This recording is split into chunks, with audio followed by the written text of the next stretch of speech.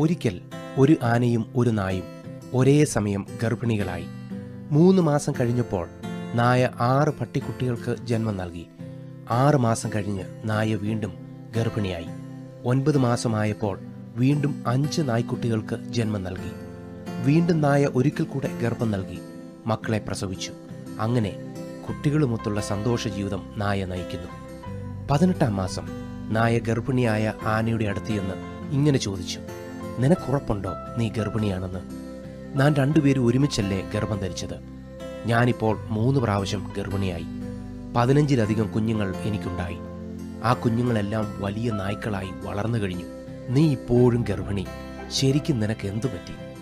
ആന മറുപടി പറഞ്ഞു, നീ ഒരു കാര്യം മനസ്സിലാക്കണം. ഞാൻ ഗർഭം ധരിച്ചിരിക്കുന്നത് ഒരു നായ്ക്കുട്ടിയെ അല്ല, ഒരു ആനയെയാണ്. ഞാൻ 2 വർഷം കൂടുമ്പോഴേ ഒരു കുഞ്ഞിന് ജന്മം നൽകൂ. പക്ഷേ എൻ്റെ കുഞ്ഞ് ഭൂമിയിലേക്ക് വീഴുമ്പോൾ ഭൂമി അതറിയും. എൻ്റെ ആനക്കുട്ടി വഴി മുറിച്ച് കടക്കുമ്പോൾ എല്ലാ വാഹനങ്ങളും നിർത്തി അത്ഭുതത്തോടെ ആൾക്കാർ നോക്കി നിൽക്കും. ഞാൻ ഗർഭം ധരിച്ചിരിക്കുന്നത് ശ്രദ്ധ പിടിച്ചു പറ്റുന്ന ശക്തിയുള്ളതും വലിപ്പമുള്ളതുമായ ഒരാനയെ ആണ്.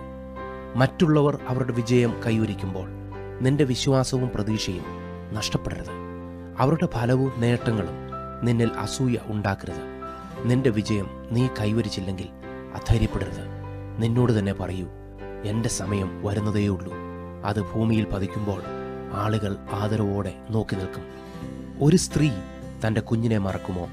താൻ പ്രസവിച്ച മകനോട് കരുണ തോന്നാതിരിക്കുമോ? അവർ മറന്നു കളഞ്ഞാലും ഞാൻ നിന്നെ മറക്കിയില്ല. ഇതാ ഞാൻ നിന്നെ എൻ്റെ ഉള്ളം കൈയിൽ വരച്ചിരിക്കുന്നു. നിന്റെ മതിലുകൾ എല്ലായ്പ്പോഴും എൻ്റെ മുൻപിൽ ഇരിക്കുന്നു.